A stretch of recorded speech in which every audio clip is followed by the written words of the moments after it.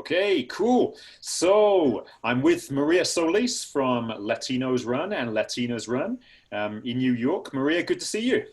Good to see you too, Terry. Long time. One It, year. it, ha- One it year. has been a long time. Yeah, a year. One year. Not that long, but still. Yeah. Yeah. But a lot has happened in between, hasn't it? So I Yeah. think I think for many people, like the year that's happened in between is it's like seems like a long time. Yeah, it does. It seems like forever. I don't Yeah. know. Yeah, like so many of us haven't been able to travel and see our friends, so it just feels like such a long time. So, Yeah, yeah. it has been. It has been. So, Maria, I have some questions for you. All right. Yeah. And so, first question is, what prompted you to start Latinos and Latinas Run, and what is your vision for the future of the group? So I started Latinos Run first initially in 2016 when I started attending races, and I was just trying to find a group. That's the honest, just trying to find somebody to run with. Yeah. And I started running with like Nike and other groups, and I was being left behind. And I was not a slow runner. I was pretty average. I ran about a 9 to 9.5 minute pace, sometimes a little faster, and Uh-huh. I got left behind a lot. So I just tried to find something like a group I felt like I could connect with more. And that's when I just decided to start Latinos Run. And then immediately we had women that just wanted Latinos Run from the first day we started. People asked for just a group, specific centered on women. And in 2018, we started rolling out more content for Latinos Run. Cool. And what is your vision? What do you see happening? Kind of the development for both groups. So definitely trying to inspire our community to get more fit, more active. We definitely have issues when it comes to health and mental health, physical health, and we really want to change the direction of those statistics and see an improvement within our community to become more healthy, and also to see more representation in running. I think a lot of people have this misconception that Latinos don't run at all, and I really want people to understand that we are out there, we are present, we are runners. Like many of us in communities across the world, we first thing we learn how to do is walk or run as kids, and run in high school, run in elementary school. What do you do when you line up with your friends? You do races against each other. So for some reason, when it comes to participating in races, the numbers drop significantly, and I really want that to change and see more presence of Latinos in actual races. Cool. Thank you. What do you love best about trail running? And we've already touched on the conference, but what was your highlight from the conference last year when you were there? Oh God, there's so many things. First of all, meeting you guys. You're such a great energy, Terry. You are so great at speaking with people, meeting the other people that were on the panel with me, meeting other leaders, people who had their own race organization. Those are skills that I could take in when I want to, put on my own race. And even doing the trail run, it was my first time running in Colorado, and I wanted to run in all 50 states. So finally being able to get on a trail with runners. I've never run in snow like that before on a trail. So God, there were just so many things. I don't have one specific favorite thing. It was really a lot of fun. Definitely a lot of fun. But I'm going to tell you a quick story though. Oh, One of the days after, after your event, obviously everybody gets together right after we have dinner. And one night I thought I was following somebody who was staying in the same house as us. And I didn't realize he went in another direction. And I get to the house and I don't see anybody there. So there was a bear incident at the house where I guess a bear had gotten into his stuff. So I'm in the car for an hour, Terry, waiting for somebody to show up because it's pitch black. I don't know if there's a bear.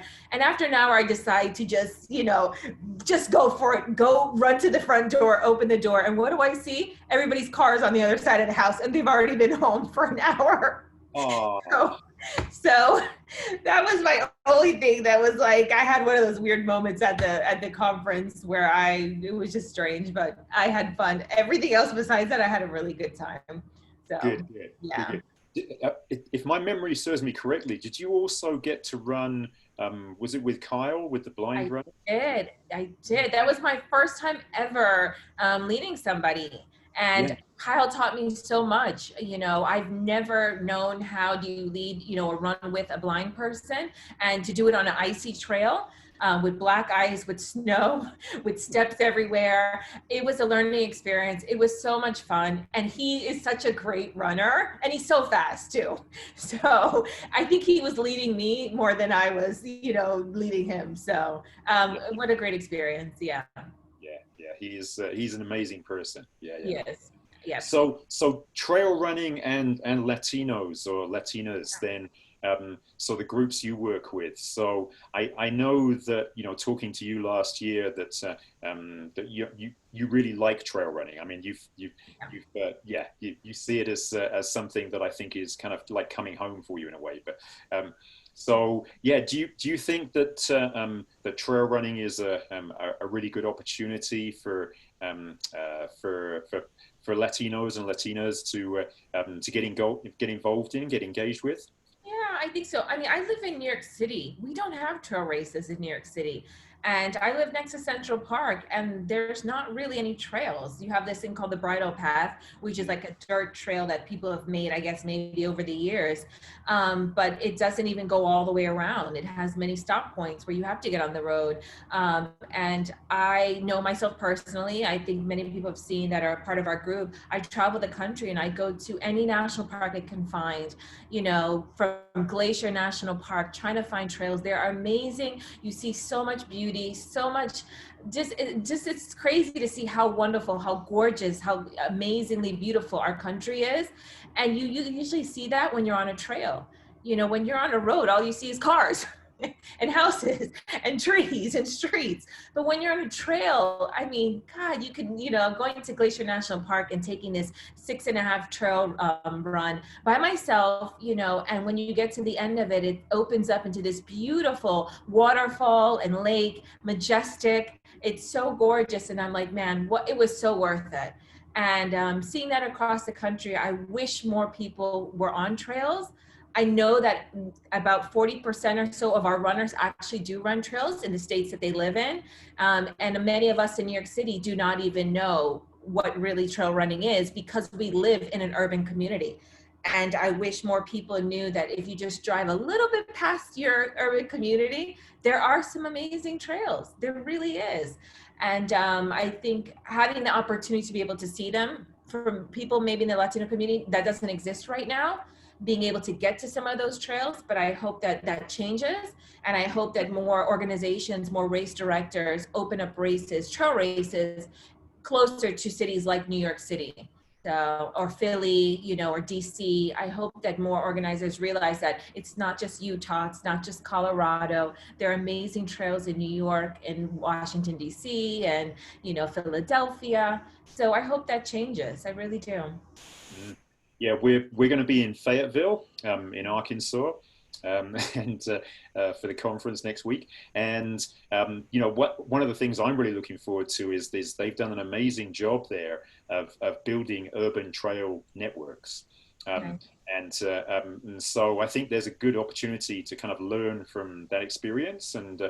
and hopefully take that out into other communities, into other urban environments, because I think that's the way to do it. That's the way to go forwards. I just think that a lot of organizations, like race directors, typically don't tend to do obviously as much trail racing. I think it's something that people now are starting to really get into because road racing in general, or just running in general, has become so massively popular.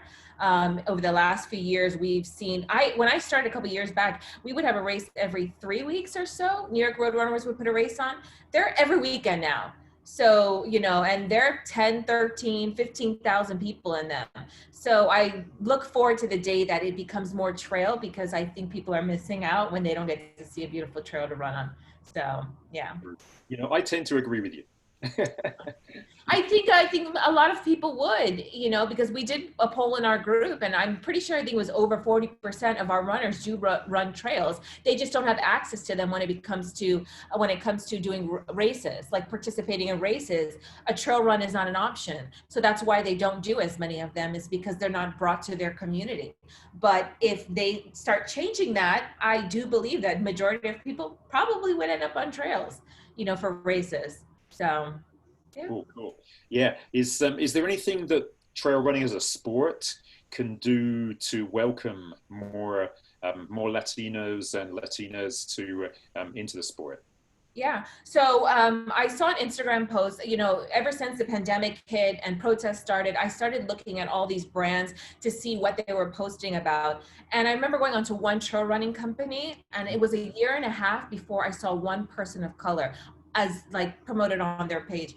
And I'm thinking, wow, a year and a half it took you, actually it still was a year and a half back. They still hadn't put anything up. And I made the comment, how come we don't see more people of color on your social post if you're promoting trail running, a product that is sold to trail runners? And their response was, sorry, there's not a lot of people of color on trails. And I'm like, where do you get that from? Like, what made you think that? Where are you? What area are you in where you think that there's nobody of color on trails? Because if you actually step out of that little bubble, you'll see that there are a lot of them. So I think promoting to communities of color, number one, really helps. Doing some like companies that could sponsor a race. Why not sponsor some races, some trail races in different areas, in smaller, with smaller race companies? Why not put some money behind those where they can invite more communities of color? It tends to, a lot of organizations tend to promote in like Oregon, like I said, or in Utah, or in Colorado, but that's not the only places where trails are at. And we obviously don't have a large population of Latinos per se in Utah. So promoting in different states or different cities, changing the way their page looks, their social media page looks, is very inviting to Latinos. There's a number of things they can do. So, And that's a really simple fix, isn't it? very simple. It doesn't take anything. It doesn't take a rocket scientist to figure that out. It doesn't. It really doesn't. And it actually benefits your company more if you promote to such a huge percentage of the population. Putting a few dollars behind to put an ad in maybe Spanish. Runners want something different all the time. After we do the 5K, we want the 10K, the half, the marathon, the ultra. Now what?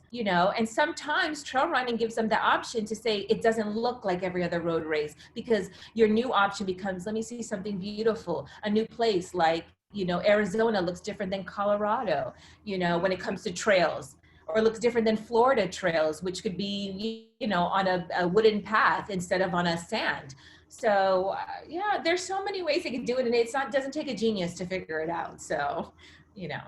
Okay, so any brands listening, there's a good tip for you. And Maria, thank you. That's a really good place, I think, to finish there. And really good to see you again. And I'll look forward to maybe next time we'll see you in person, but we'll keep in contact. And thank you so much for agreeing to have this conversation and sharing your passions and thoughts. And really appreciate it. And I'll see you anyways in Colorado for our retreat. So. Oh, you will.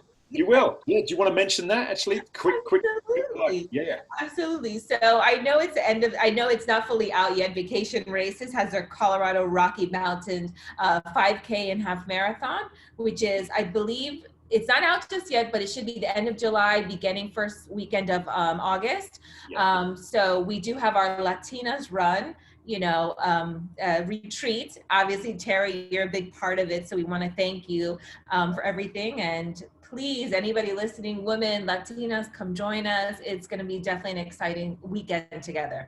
So maybe Cool. with masks, we don't know, but we'll see what happens. We'll see what happens. Yeah. Yeah. Who knows what the future holds, huh? Exactly. But let's hope that it actually happens this year. And this is an introduction to our Latina community for trail running. So yeah, definitely awesome. Cool. All right. Excellent. Maria, thank you so much. Really appreciate your time, and take care and keep healthy. Thank you, Terry. I'll see you soon. I'll be looking forward to your stuff on the trail running conference too. Okay. So. All right. Bye for now. Take care. Bye.